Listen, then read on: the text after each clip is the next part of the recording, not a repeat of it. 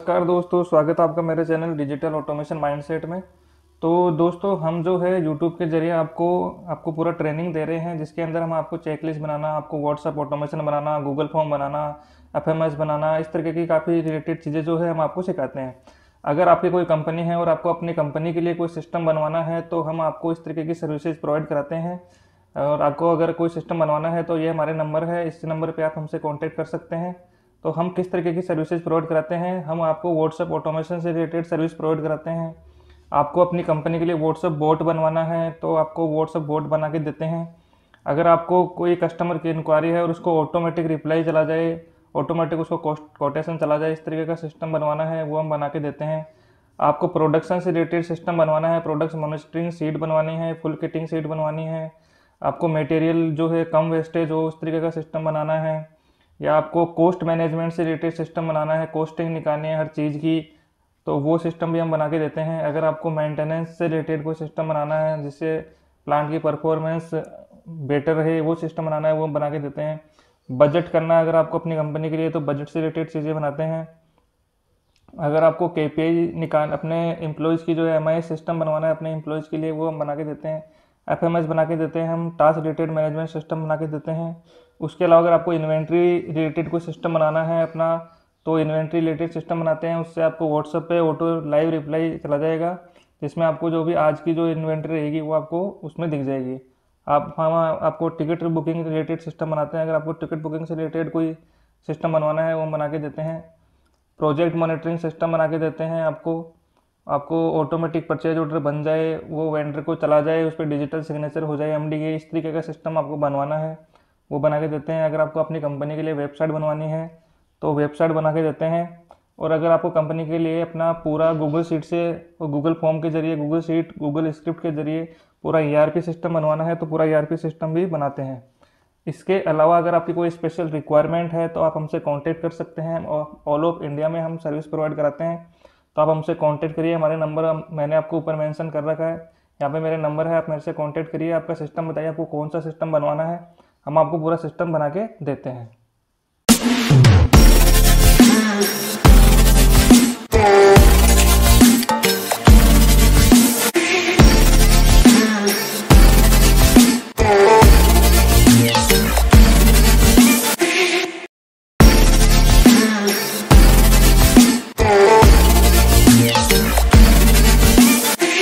सो hi friends. Last video में हमने HTML form के बारे में देखा था कि मटेरियल रिक्विजिशन का फॉर्म जो है एचटीएमएल के रूप में किस तरीके से हम बनाते हैं, और उसमें जैसे मल्टीपल आइटम्स किस तरीके से टेबल के रूप में अपन डालते हैं। तो आज के वीडियो में मैं आपको बताने वाला हूँ कि जो एंट्री जो रिक्विजिशन की हुई है उसके अंदर जो स्टोर वाला है वो किस तरीके से जो है उसको इश्यू करेगा मटेरियल को, तो उसके बारे में आज के वीडियो में मैं बताने वाला हूँ। तो सबसे पहले मैं आपको रिक्विजिशन फॉर्म एक बार फिर से दिखा देता हूँ किस तरीके से हमने रिक्विजिशन फॉर्म बनाया था और किस तरीके से उसमें एंट्रियां होती है। उसके बाद में जो है हम इश्यू वाले टॉपिक पे आ जाते हैं। तो सबसे पहले मैं आपको मेरा फॉर्म दिखा देता हूँ। यहाँ पे जो है मटेरियल रिक्विजिशन का फॉर्म है जो कि मैंने लास्ट वीडियो में आपको दिखाया है। इसी के बारे में थोड़ा सा आज वो डिस्कस कर लेते हैं। ये रिक्विजिशन का फॉर्म है। इसमें क्या है, जो एम्प्लॉय के नाम है वो यहाँ पे मैंने डाल रखे हैं, यहाँ मैंने उसका डिपार्टमेंट डाल रखा है, यहाँ पे जो है मैंने आइटम डाल रखे हैं कि उस डिपार्टमेंट में क्या क्या आइटम होते हैं। तो डिपार्टमेंट के हिसाब से आइटम यहाँ फिल्टर होके आ जाते हैं और डिपार्टमेंट के हिसाब से नेम फिल्टर होके आ जाता है। ये हमारा एचटीएमएल फॉर्म है मटेरियल रिक्विजिशन डेटा। यहाँ मैंने डिपार्टमेंट सेलेक्ट किया, फॉर एग्जाम्पल मैंने कोर्स शॉप सेलेक्ट किया। तो यहाँ पे क्या होगा कि कोर्स शॉप से रिलेटेड जो एम्प्लॉय है उसी के नाम यहाँ पे दिखेंगे। तो सारे एम्प्लॉय के नाम नहीं आएंगे, सिर्फ उस पर्टिकुलर डिपार्टमेंट के नाम ही आएंगे। तो ये नाम जो है फिल्टर हो गए यहाँ पे आगे। इसी तरीके से जो कोर्स शॉप के जो आइटम्स है सिर्फ वो फिल्टर हो गए यहाँ पे टेबल के अंदर आपको दिखेंगे।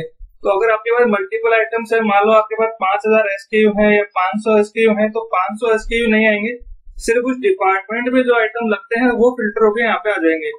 यहाँ पे आप देखोगे कि सिर्फ इतने ही आइटम फिल्टर होके आए हैं टोटल में से। फॉर एग्जाम्पल मैंने यहाँ कॉटन वेस्ट क्लॉथ ले लिया। अब मैंने यहाँ पे इसकी क्वांटिटी डाल दी, यहाँ मैंने इसकी यूनिट डाल दी। इसी तरीके से मेरे को और आइटम ऐड करना है तो मैं और आइटम ऐड कर सकता हूँ। यहाँ मेरे को इसकी यूनिट डालनी पड़ेगी। इस तरीके से आपको और आइटम ऐड करने हैं तो आप और आइटम इसमें ऐड कर सकते हो।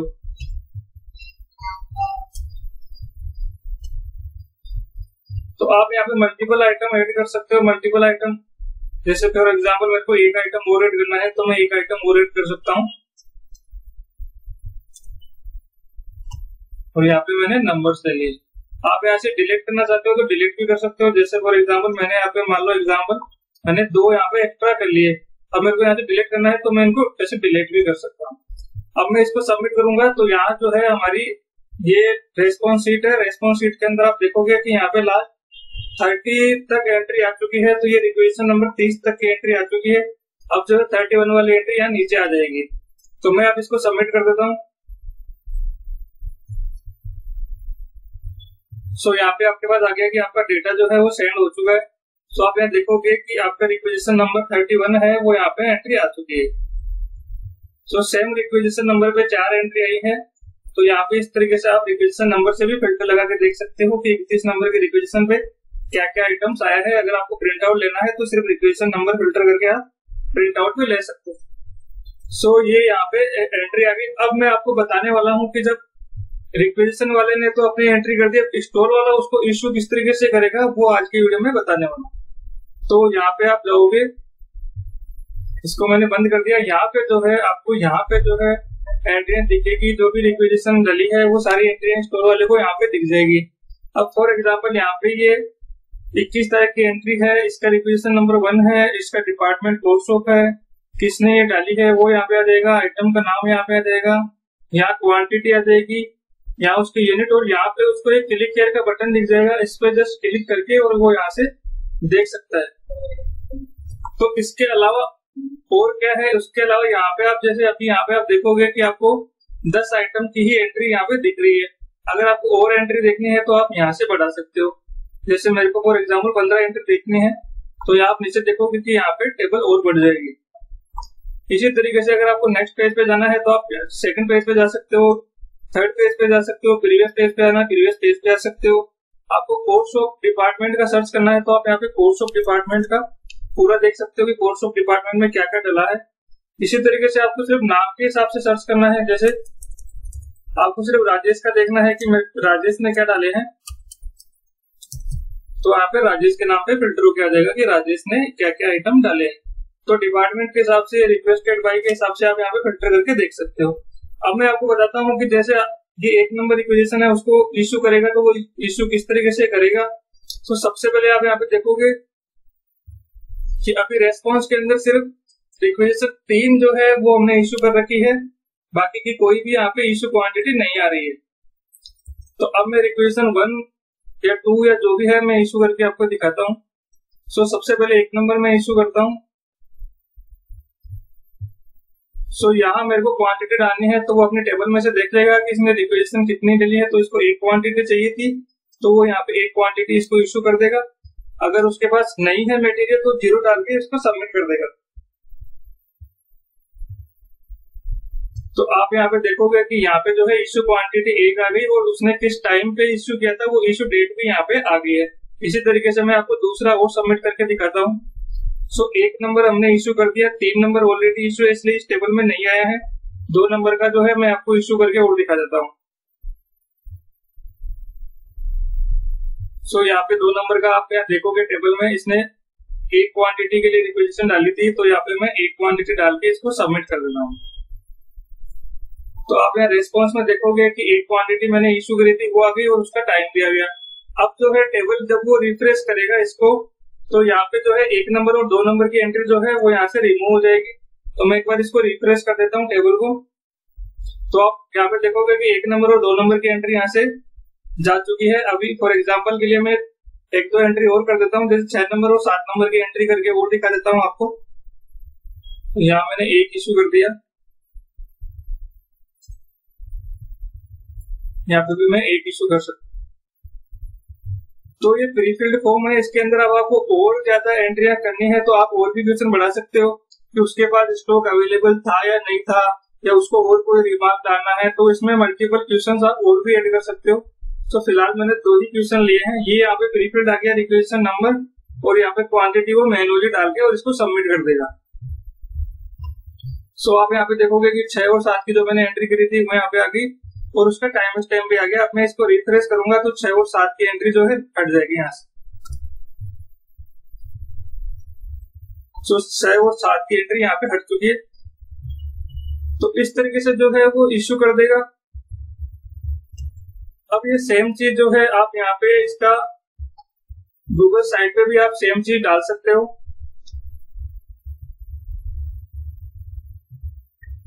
सो गूगल साइट के लिए मैंने यहाँ पे इसका ड्रॉप डाउन बना रखा है, मैं आपको व्यू में दिखा देता हूँ एक बार। सो यहाँ आप देखोगे कि यहाँ पे मैंने रिक्वेशन फॉर्म यहाँ पे एम्बेडेड कर रखा है। सो गूगल साइट का पेज बना के और आपके पास अगर गूगल साइट बना रखी है तो आप वहाँ पे इस तरीके से एम्बेडेड कर सकते हो। जैसे कि यहाँ पे मैंने वो HTML फॉर्म आपको दिखाया था, वही मैंने इसमें गूगल साइट में भी डाल दिया है। तो आप यहाँ से भी जो है फॉर्म भर सकते हो। तो जैसे मैंने एक फॉर्म भर के आपको दिखा देता हूँ।